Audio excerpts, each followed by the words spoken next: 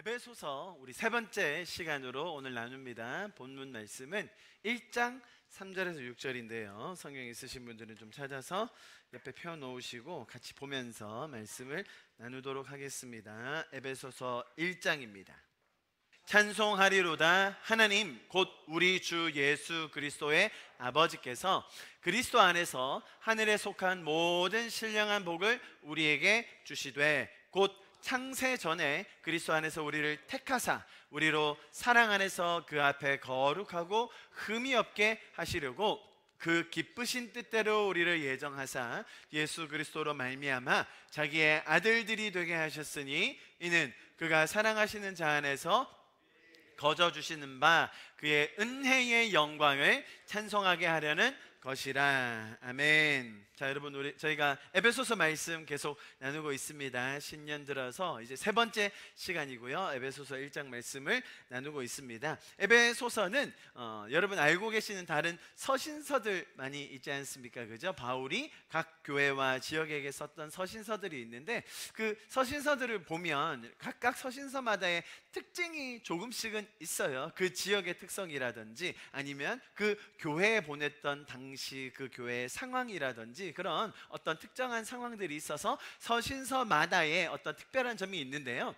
에베소서는 어떤 특징을 가지고 있냐면요, 바울이 생각했던 사도 바울이 사역을 이제 사도들 이후에 계속해서 이어지는 이 신약의 사역에서 사실 바울 사도가 차지하는 비중이 어마어마하잖아요, 그죠? 그래서 우리가 바울 사도의 그런 역할과 또 글들을 자세히 보고 또 심도 있게 보곤 하는데요. 그 중에서 이 에베소서는 이 바울의 신학의 요약본이다라고 할 수 있어요. 바울의 신학의 정수. 그러니까 각자 서신서마다 특징들이 있는데 이 에베소서는 그 모든 것들을 잘 모아서 엑기스만 정리해 놓은 그런 서신서라고 보시면 좋을 것 같아요. 이해하시겠죠? 그래서 저희가 올해 이 에베소서라는 서신을 저희가 살펴보고 있는데 여러분도 주중에 이 에베소서 말씀 각자 묵상하시면서 여러 번 읽으셔도 좋습니다. 그죠? 저는 한 절씩, 두 절씩, 한 단락씩 끊어서 한 주에 좀 깊게 설명을 드리고 있지만 여러분들은 사실 일주일에 에베소서 한번 쭉 읽어보는 것 너무너무 좋겠죠. 뭐 다른 서신서도 마찬가지고요. 여러분들이 읽으시면서 묵상하시면서 따라오시면 이 말씀을 통해서 하나님의 마음과 뜻을 더 알게 될 것입니다. 그럴 때에 우리의 신앙이 정말로 더 굳건하여지고 또 풍성하여질 것을 기대합니다. 여러분, 굳건하여지고 풍성해진다고 제가 설명을 드렸는데요, 굳건해진다는 말은 뿌리가 더 깊어진다는 의미입니다. 세상의 풍파, 어려움, 시련, 고난, 고민들이 몰려온다 할지라도 그 속에 깊게 뿌리 내린 나무처럼 흔들리지 않는 굳건한 믿음, 그 신앙이 여러분의 삶 속에 이루어질 것을 축복합니다. 신앙이 풍성하여진다는 말은 주님과 동행하는 삶을 통해서 우리의 삶에, 여러분의 삶에 열매를 더 많이 맺게 된다는 그런 뜻입니다. 그 열매를 통해서 먼저는 저와 여러분, 우리가 스스로 만족과 기쁨을 더 많이 누리게 됩니다. 동시에 그렇게 맺혀진 열매를 통하여서 많은 영혼들이 사망에서 생명으로, 어둠에서 빛으로, 슬픔에서 기쁨으로 변화되는 그런 하나님을 알아가는 일들이 일어나게 될 것을 축복합니다. 그래서 우리의 신앙이 더 깊어지고 강건하여지고 풍성하여질 수 있는 이 에베소서의 말씀 오늘 같이 보도록 하겠습니다. 지난주에 이어서 쭉 다시 한번 같은 내용을 다른 각도에서 볼 텐데요, 본문은 지난주와 같습니다. 3절에서 6절 같기 때문에 비슷한 본문이지만 그럼에도 불구하고 다양한 각도에서 다시 한번 여러분에게 설명을 드리겠습니다. 보십시오. 3절 찬송하리로다. 하나님 곧 우리 주 예수 그리스도의 아버지께서 그리스도 안에서 하늘에 속한 모든 신령한 복을 우리에게 주시되라고 이야기했는데요, 하늘에 속한 모든 신령한 복, 여기서 모든이라는 단어가 어떤 뜻이라고 제가 설명을 드렸죠? 일반적으로 말하는 하나하나 전부 다 영어로 말하면 every spiritual blessing이라고 되어 있는데요, 모든 것을 다 준다, 그런 의미, 당연히 문자적인 의미도 있지만 여기에서는 하나님의 절대성, 하나님이 주기 원하시는 그 영적인 복의 절대성과 또 온전성을 이야기한다라고 제가 설명을 드렸었습니다. 지난주에 혹시 기억하십니까? 여러분, 다른 세상에 어떤 현상이나 조건이나 상태가 줄 수 없는, 하나님만이 주실 수 있는 그런 절대적인, 그죠? 온전한 복이 있다라는 것을 가르쳐 주는 것입니다. 하늘에 속한 모든 신령한 복이라고 할 때는 이것은 하나님만이 절대적으로 주실 수 있고 하나님만이 온전하게 주실 수 있는 그런 복이다라고 생각해야 합니다. 역으로 생각하면 우리 쪽에서도 하나님께 우리가 기도하며 찬양하며 또 그분을 섬기며 나아갈 때에 하나님만이 주실 수 있는 그 절대적인 온전한 하늘에 속한 복이 있다라는 것을 우리가 기억해야 한다는 것이죠. 세상에서 주는 이런 복, 세상에서 말하는 만족, 세상에서 말하는 그런 기쁨은 절대적이거나 온전하지 않다는 것입니다.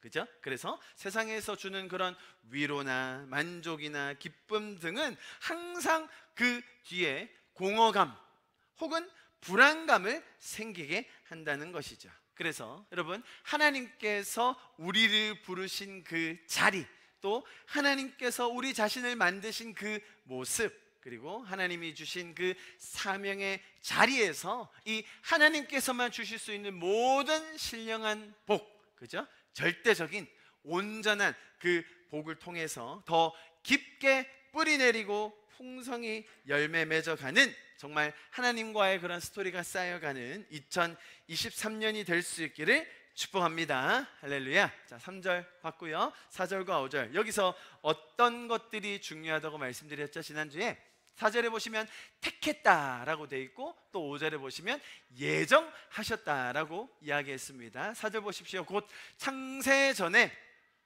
그리스도 안에서 우리를 택하사 우리로 사랑하여서 그 앞에 거룩하고 흠이 없게 하시려고 하셨다. 여러분, 성경이 이렇게 문자로 평면적으로 아주 젠틀하게 우리에게 이야기해주고 있지만 성경은 가끔 이렇게 너무너무나 엄청난 사실을 아무렇지도 않게 들려준 것 같긴 해요. 창세 전에 저와 여러분을 창조주가 미리 선택하셨다라는 것이죠. 여러분, 하나님께서는 창세 전에 우리가 거룩하고, 보세요, 거룩하고 흠이 없게 만들어 주시기로, 보증해 주시기로 작정하셨다는 것이죠. 그렇게 예정하셔서 우리는 지금 이 자리에 있다는 것입니다. 다른 저기 옆 동네 사는 동네 유지분께서, 좀 잘 나가는 사업가께서 내가 너 보장해 줄게, 네 인생 내가 책임져 줄게, 내가 너 약속해 줄게, 내가 너 선택했다, 내가 끝까지 너의 후원자가 되어주마 라고만 한다고 해도 참 든든하겠죠. 그런데 그런 세상의 어떤 인물이 아니라 우리를 지으시고 우리를 가장 잘 아시는 그 창조주께서 창세 전에 저와 여러분을 선택하셨다는 이야기입니다. 여러분, 하나님께서 우리를 선택하셨는데 언제 선택하셨다고요? 창세 전에. 그 말은 우리의 어떤 자격이나 조건이나 행함이나 공덕, 업적 때문이 아니라 하나님이 그분의 기쁘신 뜻대로 우리를 선택하셨다라는 표현이 뭐예요? 창세 전에 하셨다는 것입니다. 여러분, 잘 들어보십시오. 아브라함이 믿음이 좋아서 선택받은 것이 아니라는 것이죠. 아브라함이 원래 믿음이 좋아서, 그 사람은 원래 믿음의 조상이었기 때문에 선택받았다는 것이 아닙니다. 여러분, 모세가 처음부터 온유했기 때문에 야, 너는 이스라엘의 지도자가 되어야겠다라고 부르심을 받은 게 아니라는 겁니다. 자, 여러분, 제가 말하는 이 맥락을 잘 살펴보십시오. 창세 전에 우리를 택하셨다는 거예요. 누구를요? 저와 여러분을. 누구를요? 아브라함을요. 누구를요? 모세를요. 누구를요? 요셉을요. 요셉은 딱 보니 총리가 될 떡잎이 남달랐던 거예요. 그래서 택하셨다고요? 아니라는 것입니다. 다윗은 딱 보니까 야, 여기는 뭐 예배의 은사가 너무 출중해. 다른 사람은 비할 수 없는 그 예배에 대한 마음과 은사가 있어. 그래서 선택하셨다고요? 아니라는 것입니다. 12 제자들이 야, 주님, 저 불러만 주시면 주님을 위해서 헌신하고 제 목숨을 다해 따라가겠습니다 라는 결단과 헌신이 있어서 선택받았습니까? 아니라는 겁니다. 아시겠죠, 여러분? 창세 전에 그들을 택하셨고 동일하게 저와 여러분도 선택하셔서 지금 이 자리까지 은혜 가운데 인도해 주신 주님을 찬양합니다. 하나님께서는 우리를 살리시고 구원하시고 거룩하게 만들어 주기를 원하십니다. 그것이 하나님의 뜻이고 마음입니다. 우리를 그분 앞에서 거룩하고 흠이 없게 만들고자 하는 것, 하나님의 부르심입니다.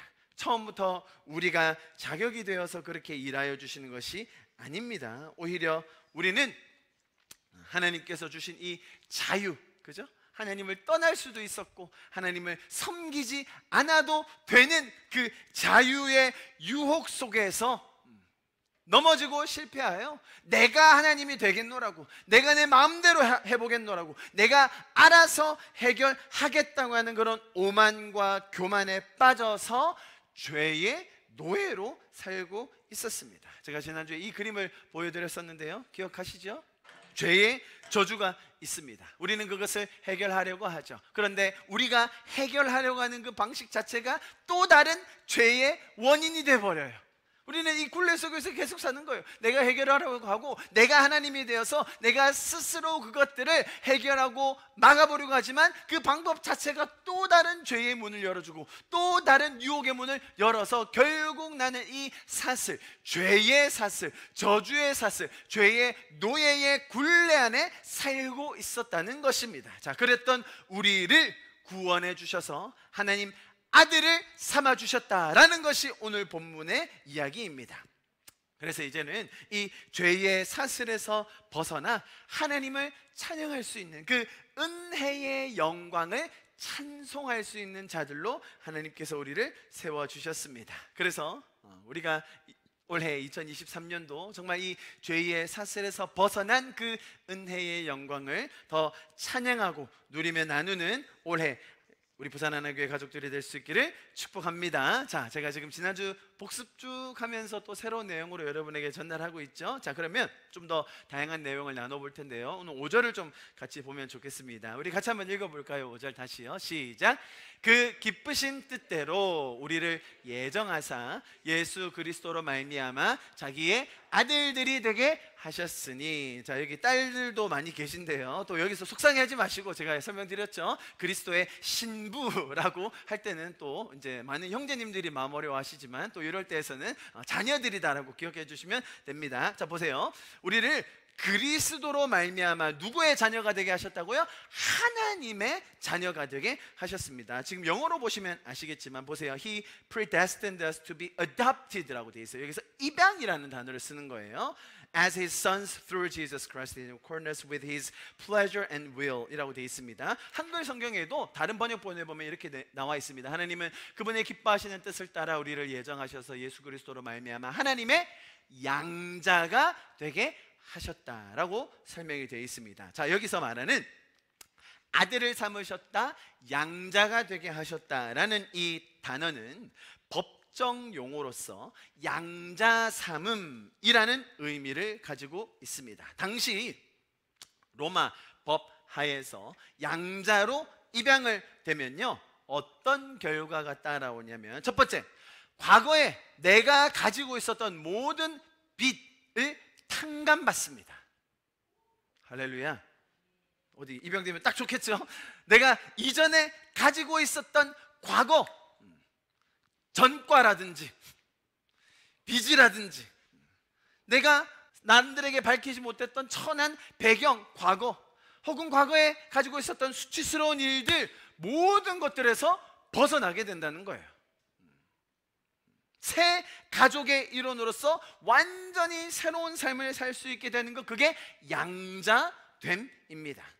거기서 그치는 게 아닙니다. 양자로 받아들여진 자녀, 아이는 당연히 부모님과 새로운 관계를 맺게 될 뿐만 아니라 거기에 더해서 이 부모가 가지고 있었던 모든 재산, 모든 권한을 상속받는 자격이 부여되게 되는 것입니다. 자, 그래서 오늘 여기서 말하는 아들들이 되게 하셨다, 혹은 다른 성경에 보면 뭐라고요? 양자 되게 하셨다라는 것의 강조점은 뭐냐면, 과거의 것이 다 사라지고 이제 새로운 부모, 하늘 아버지의 가지고 있는 그 권한과 모든 기업을 상속받는 자가 되었다라는 의미를 여기서 우리에게 가르쳐주고 있습니다. 자, 그래서 제가 한번 정리해봤습니다. 이 아들들이 되게 하셨다, 양자 삼으셨다라는 이 표현에 담긴 의미, 첫 번째 뭐라고요?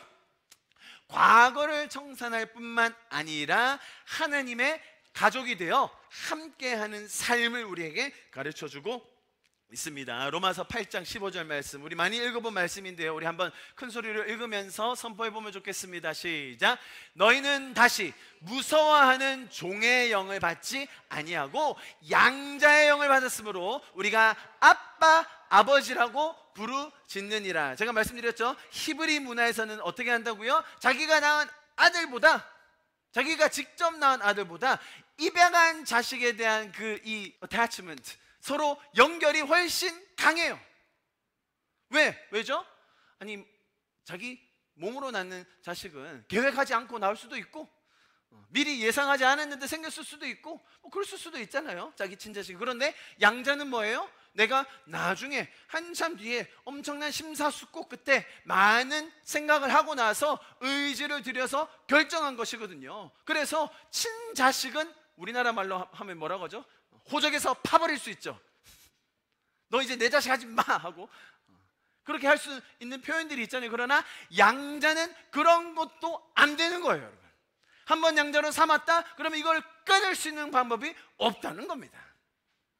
그래서 그 문화와 그 인식 속에서 지금 로마서 8장에서 뭐라고 한다고요? 우리는 양자의 영을 받았다라고 설명해 주고 있습니다. 여러분, 세상이 우리를 낙인 찍으려고 하는, 우리가 과거에 가졌던 수치, 괴로움, 어려움들, 상처들이 있습니다. 나도 모르게 짊어지고 있는 세상의 무거운 짐, 죄의 결과들 왜 없겠습니까?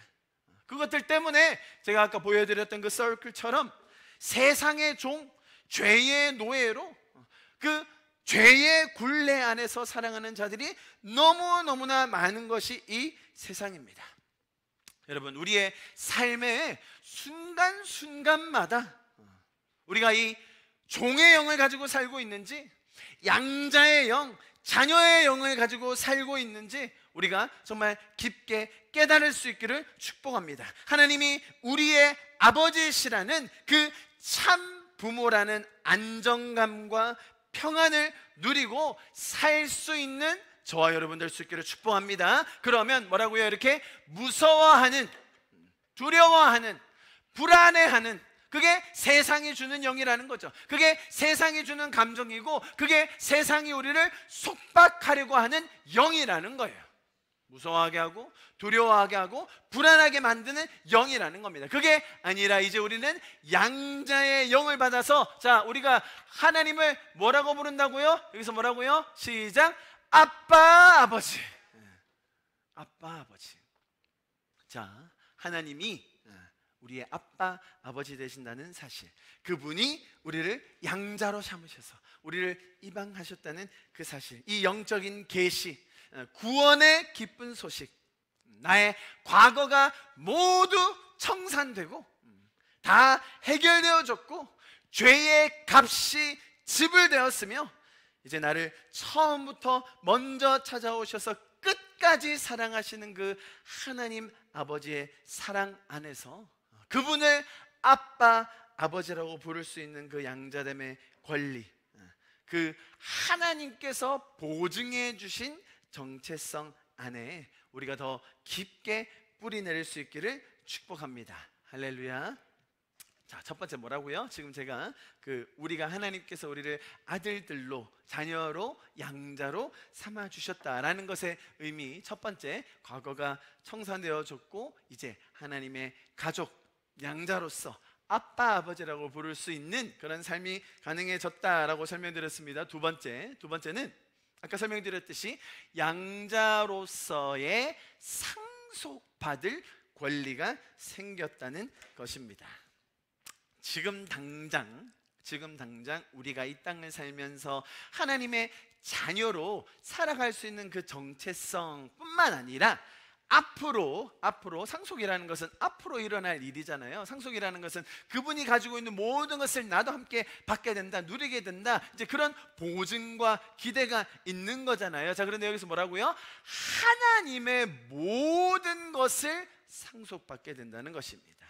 그분이 가진 모든 것을 내가 상속인으로, 기업으로 받게 된다는 사실, 믿겨지십니까, 여러분? 이게 전 잘 안 믿겨지는데, 하나님이 가진 모든 것을 내가 가진다? 그게 어떤 의미일까요, 여러분? 자녀로서의 상속, 당연히 부모님이 가진 모든 것을 우리가 다 물려받게 된다는 그런 의미잖아요. 자, 그러면 하나님이 가진 건 뭐가 있는 거죠, 여러분? 그 중에 여러분은 어떤 것 좀 상속받고 싶으십니까? 대한민국 사람들은 물어보나 마나 당연히 많은 땅들을 원할 가능성이 큰데요. 여기 좋은 땅 어디 없나 이렇게 원하실 경우가 많죠. 그런데 여러분, 생각보다 성경의 많은 부분에서 땅을 유업으로 받을 것이다 라는 표현이 많이 나와요. 그게 정말로 하나님께서 나중에 천국을 우리 가운데 이루어 주실 때 그게 어떻게 실현되어야 될지 기대가 됩니다. 저기 화성이나 이런, 거긴 좀 땅값이 비싸겠죠. 지구랑 가까우니까. 그래도 이 우주에 은하계가 1000억 개 있다고 했나? 그 은하계 하나마다 또 별이 1000억 개 있으니까 아마 별 걱정 안 하셔도 한 10개 정도는 받으실 수 있지 않을까요?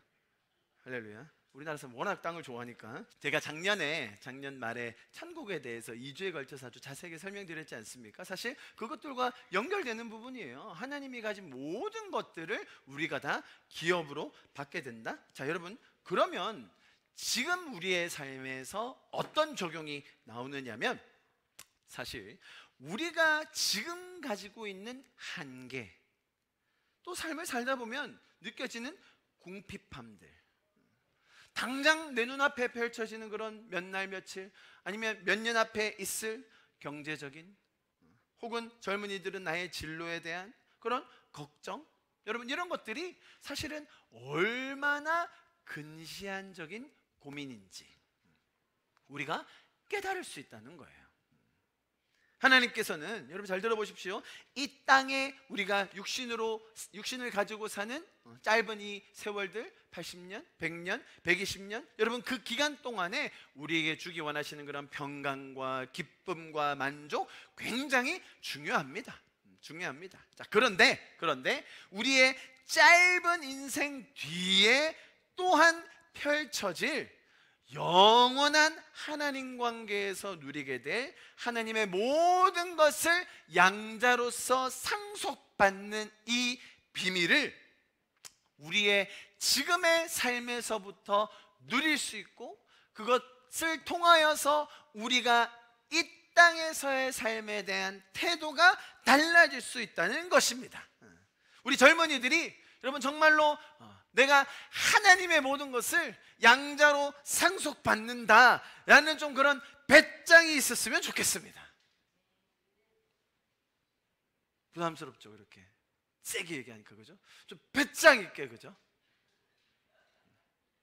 우리 부모님의 세대의 삶에, 맞아, 정말로 하나님이 나의 기업이 되시지, 하나님의 모든 것이 내가 상속받을 것이지 라는 그런 삶에서의 기도, 또 다음 세대를 향한 그런 나눔과 기도의 마음이 더 풍성해질 수 있기를 축복합니다. 우리의 어린이들, 다음 세대들이 하나님 나라가 이 땅에 실현되는 그런 환상들을 더 보게 될 줄 믿습니다. 우리 사도행전 말씀 같이 한번 읽어봅니다. 2장 17절 시작.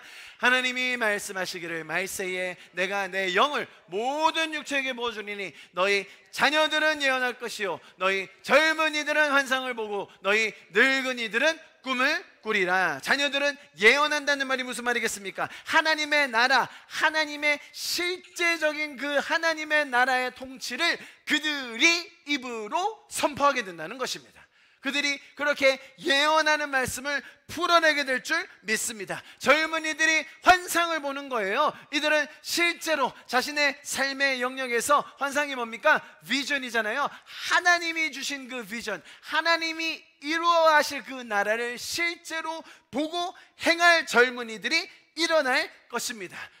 늙은이들, 부모님의 세대들이 꿈을 꾸게 되는 거예요. 하나님의 나라에 대한 꿈, 하나님의 나라에 대한 그 소망을 가지고 기도하는 세대가 일어나게 될 줄 믿습니다. 자, 여러분, 그래서 지금 우리가 하나님의 자녀 되었다, 아들 되었다, 또 양자로 입양받았다라는 것에 대한 의미를 설명하고 있는 거예요. 과거가 청산되어지고 이제 자녀로서 아빠, 아버지라고 부를 수 있는 그 삶, 죄의 저주, 죄의 굴레가 완전히 벗어난 이제 새로운 삶을, 정체성을 가지고 시작할 수 있을 뿐만 아니라 우리의 삶이 단순히 이것이 끝이 아니라 내가 내 눈 앞에 것만 보고 아둥바둥 사는 그런 삶이 아니라 하나님이 가지신 그 모든 것이 나에게도 상속으로, 유업으로 주어져 있다는 그 사실, 여러분 꼭 기억하시기를 축복합니다. 자, 마지막으로 세 번째는 어떤 의미가 있느냐? 자, 보십시오. 예수 그리스도의 모습을 담게 된다는 것입니다. 우리가 양자로 입양되었어요. 하나님이 우리를 자녀 삼아 주셨습니다. 그리스도 안에서 우리를 아들로, 딸로 불러 주셨어요. 왜 그러셨을까요? 당연히 자신을 닮으라는 그 부모의 마음 아니겠습니까? 이렇게 로마서에 또 설명되어 있습니다. 우리가 읽었던 말씀인데요, 다시 한번 읽어보겠습니다. 8장 29절 우리 한 목소리로 읽어볼까요? 시작. 하나님이 미리 아신 자들을 또한 그 아들, 누굽니까? 예수의 형상을 본받게 하기 위하여, 같이 시작. 미리 정하셨으니 이는 그로 많은 형제들 중에서 그리스도의 형상을 담게 하기 위해서 우리를 선택하신 것입니다. 그래서 우리는 예수 그리스도의 이 땅에서의 삶과 그분의 가르침과 예수 그리스도께서 이 땅에서 맺으셨던 그 관계들을 우리가 복음서를 보면서 더 묵상하고 또 배우려 하고 또 우리의 삶 속에서 날마다 그분의 모습을 떠올리며 또 그렇게 살아보고 적용하려는 것 아니겠습니까? 그죠? 그래서 하나님이 우리에게 보여주신 그 예수님의 형상, 예수님의 삶의 모습들을 우리는 닮아가기 위하여 하나님께서 우리를 이렇게 구원하여 주셨다는 것이죠. 오늘 우리가 읽었던 본문 중에 이렇게 설명되어 있었어요. 4절의 말씀인데요, 곧 창세전에 그리스도 안에서 우리를 택하사 우리로 사랑 안에서 그 앞에서 어떻게 한다고요? 거룩하고 흠이 없게 하려 하신다라는 것입니다. 자, 여러분, 아주 중요한 의미가 담겨 있습니다. 먼저 거룩하여진다라는 것은 그리스도의 의, 그죠? 그리스도의 보혈의 공로로 우리가 칭의라고 하죠. 칭의, 구원함을 받는다라는 의미예요. 거룩하여진다. 또 두 번째, 흠이 없다라는 말은 무슨 말이겠어요? 이 말은 우리의 삶에서 그런 죄의 더러움, 죄의 때, 죄의 흔적들이 없는, 흠이 없는 상태, 뭘 말하겠어요? 성화되어가는 단계를 말하는 것이죠. 이해하시겠죠? 하나님께서 우리를 자녀 삼으셨는데 어떻게 해요? 거룩하고 흠이 없게. 이게 그리스도를 닮아가는 모습이라는 것입니다. 하나님께서 우리를 향하여 가지신 그 마음과 뜻과 계획과 인도하심이 사실은 우리가 더 거룩하여지고 그리고 동일하게 흠이 없는 그 안에서 더 깊게 뿌리 내리고 그것을 통하여서, 그런 삶을 통하여서 우리가 더 풍성한 열매를 맺는 삶을 하나님은 우리에게 계획하고 계시다는 것입니다. 여러분, 우리가 스스로를 돌아보면서 우리의 자아를 날마다 성찰해 갈 때에 매일의 삶의 시간마다 이런 우리를 거룩하게 하기 원하신다. 아니, 이미 거룩하게 하셔서 그것을 보증하셨다 뿐만 아니라 나의 삶의 걸음걸음이 정말로 흠이 없는 성화되어가는 그런 과정이다라는 것을 더 깊게 깨달으실 수 있는 저와 여러분 될 수 있기를 축복합니다. 우리는 이미 거룩하여진 하나님의 아들, 딸, 자녀, 양자로서 매일매일의 삶에서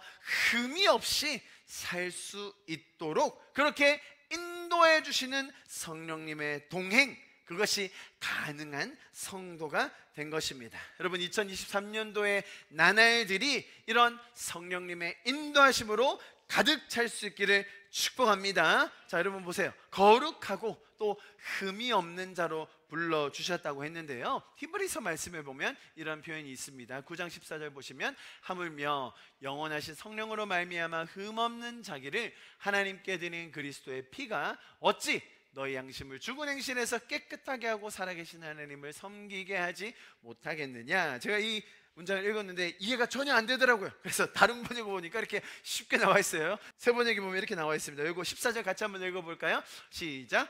하물며 영원한 성령을 힘입어 자기 몸을 흠없는, 그죠? 흠없는 제물로 삼아 하나님께 바치신 그리스도의 피야말로, 이 피가 어떻게 한다고요? 더욱더 우리들의 양심을 깨끗하게 하고 또 우리를 죽은 행실에서 떠나 살아계신 하나님을 섬기게 하지 않겠습니까? 무슨 말이에요? 그렇게 한다 이 말인 것이죠. 이해되시죠? 자, 우리가 그리스도를 닮게 하기 위하여, 지금 제가 양자됨, 자녀로 부름받는 것에 대한 큰 설명들을 몇 가지 드렸는데요, 세 가지 드렸는데요, 그 중에서 우리가 그리스도를 닮아가는 것이 제일 마지막이었다고 말씀드렸잖아요. 그 그리스도를 닮아가는 것의 뜻이 거룩하고 흠이 없는 것이라고 본문에서 봤는데, 자, 동일하게 여기서 흠 없이 자신을 제물로 드리신 그리스도의 모습에서 어떤 영향력이 나오는가까지를 우리가 볼 수 있는 거예요. 보십시오. 스스로를 흠없는 제물로 그리스도가 드렸더니 그 피가, 그 섬김이, 그렇게 하나님을 섬기는 그 일이 어떤 영향력을 끼쳤다고요? 첫 번째 뭐라고 되어 있습니까? 양심을 깨끗하게 한다. 자, 여러분, 우리가 그리스도를 따라 닮아 살려고 하는 그 삶, 그죠? 거룩하고 흠이 없게 하나님이 부르신 그 모습대로 살아갈 때에 어떤 영향력이 끼쳐진다고요? 여러분 보세요. 양심을 깨끗하게 해준다는 거예요. 양심에 화인 맞아서 어떤 것이 선한 것이고 어떤 것이 그른 것인지, 어떤 것이 죄이며 어떤 것이 선인지, 그런 양심의 구분조차 할 수 없는 이 세상의 마음을 보시는 그 하나님께서 우리가 사는 이 거룩한 삶을 통해 어떤 일들이 일어난다고요? 양심을 깨끗하게 할 수 있다는 거예요. 뿐만 아니라 우리를 죽은 행실에서 떠나 세상이 죽음으로 가는 그 방향, 세상이 사망으로 가는 그 행실들에서 떠나 살아계신 하나님을 섬기는 일들이 일어나게 된다는 것입니다. 여러분, 그래서 이러한 일들을 하나님께서 이루시기 위하여 저와 여러분을 양자로 삼으셨다는 것입니다. 미리 선택하시고 예정하여 구원해 주셨다는 것입니다. 자, 그렇게 구원하신 이유, 지금 제가 쭉 설명드리고 있는데요, 그렇다면 그렇게 선택받지 못한 이들에 대하여는 우리가 어떻게 해야 된다고요? 제가 지난주에 설명드렸죠? 하나님이 미리 아신 자들을 또한 그 아들과 형상을 본받게 하기 위하여 미리 정하시니 이는 그로 많은 형제들 중에서 맏아들이 되게 하려 하심이라. 그러니 맏아들이 있으면 그 다음 아들도 있는 것이고, 그 다음 아들이 있으면 또 다른 형제들까지 영향을 끼치는데 어떻게 끼친다고요? 우리가 그 그리스도의 흠없는 제물로 드리심을 통하여 그 영향력을 보았듯이 우리를 통하여 그들의 양심이 살아나고 그들의 죽은 행실로부터 떠나 살아계신 하나님을 섬기는 일이 일어나게 될 줄 믿습니다. 자, 이번 주 이거 말씀을 보는데요, 다른 번역본을 보니까 너무 재밌게 나와 있어요. 한번 같이 읽어보겠습니다. 시작. 하나님께서는 미리 하신 사람들을 택하셔서 당신의 아들의 형상과 같은 모습이 되도록 미리 정하셨으니 이것은 그 아들이 대가족 안에서 맏아들이 되게 하시려는 것입니다. 할렐루야. 저만 재밌는 거죠? 저는 대가족 안에서 먼저 맏아들이 되게 불러주셨다. 여러분, 우리가 우리의 가족으로 들어와야 할 그 사랑을 더 알아야 할, 그래서 양심이 살아나고 그들이 사망으로 가는 그 행실에서 떠나 살아계신 하나님을 섬겨야 할, 그럴 수 있는 수많은 형제들, 자매들, 그 대가족이 여러분 삶에서 일어날 것을 축복합니다. 할렐루야. 자, 그래서 결과적으로 어떻게 되느냐 보십시오. 마지막 절 이렇게 마무리되고 있습니다. 6절 같이 한번 읽습니다. 시작. 이는 그가 사랑하시는 자 안에서 우리에게 거저 주시는 바 그의 은혜의 영광을 찬송하게 하려는 것이라. 자, 여러분, 처음에 우리를 부르셨을 때, 창세 전에 우리를 택하셨을 때 그것이 어떤 기준이었다고요? 나의 자격과 나의 행함과 나의 행실과 업적, 나의 어떠함, 나의 은사 때문이 아니다라는 것을 설명드렸습니다. 심지어 저와 여러분뿐만 아니라 성경의 모든 인물들도 동일했던 것입니다. 그들이 원래 갖춰졌기 때문에, 원래 은사가 있었기 때문에, 떡잎부터 달랐기 때문에 그들이 선택받은 것이 아니라, 비록 그들이 죄인이었음에도 불구하고, 그들이 믿음이 하나도 없었음에도 불구하고 하나님께서는 그들을 먼저 택하셔서 은혜를 주심으로 말미암아 그들이 맏아들이 되게 하셔서, 그들이 그 대가족 중에 먼저 은혜 받는 자들이 되게 하셔서 그들로 말미암아 그들이 거룩하여지고 흠없이 됨을 통하여서 주변에 있는 다른 사람들에게도 예수 그리스도께서 흠없는 제물로 드리셨듯이 우리의 삶이 그렇게 드려질 때에 주변의 다른 사람들에게도 양심이 살아나고 그들이 사망에서부터 생명으로 옮겨지는 일이 일어나게 되는 것입니다. 그래서 이 모든 것들이 나의 의나 나의 열심이나 나의 공덕이 아니었기 때문에 우리는 어떤 것을 찬송할 수 있다고요? 은혜의 영광. 여러분, 여기 그렇게 나와 있죠. 6절에 주시는 바 그의 거저 주시는 바, 그죠? 거저 주셨기 때문에 우리는 어떤 걸 찬양할 수 있다고요? 은혜의 영광을 찬송하게 하려는 것이라. 그래서 저와 여러분은 우리가 이 땅에서 살면서 하나님이 먼저 이루어 주신 그 놀라운 영광, 그런데 어떤 영광이라고요? 은혜의 영광. 자격 없는 나를 먼저 찾아오셔서 구원해 주신 그 사랑의 하나님의 일하심, 선택하심, 나를 양자 삼아 주심. 비록 내가 이 짧은 세상 시간 속에 살고 있지만 나에게 주어진 놀라운 하나님의 기업을 상속받는 그 자격, 보증, 그리고 그리스도를 닮아 거룩하고 흠이 없게 살 수 있도록 우리를 도우시는 성령님의 그 역사. 저와 여러분, 우리는 이 은혜의 영광을 찬송하고 또 전하고 나눌 수 있는 그런 영광스러운 교회, 또 영광스러운 성도의 모습을 부여받았음을 여러분 더 깊게 풍성하게 깨닫고 누리고 또 나누는 올 한 해가 될 수 있기를 축복합니다.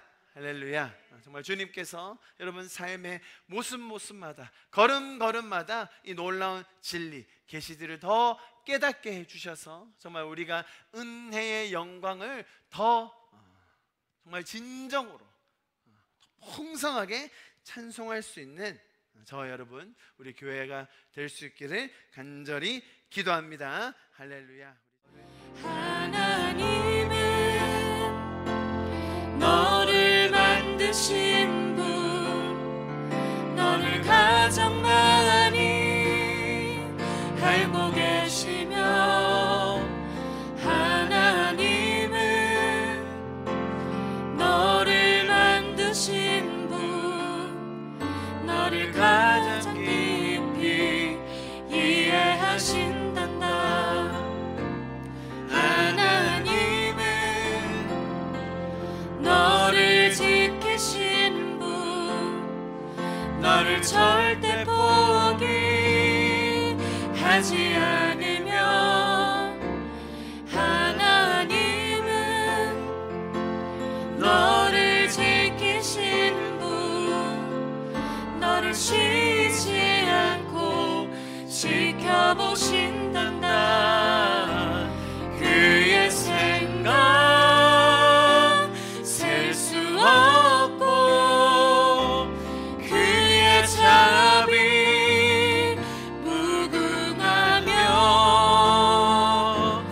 그의 성실 날마다 새롭고, 그의 사랑 끝이 없단다. 하나님은 너를 원하시는 분, 하나님은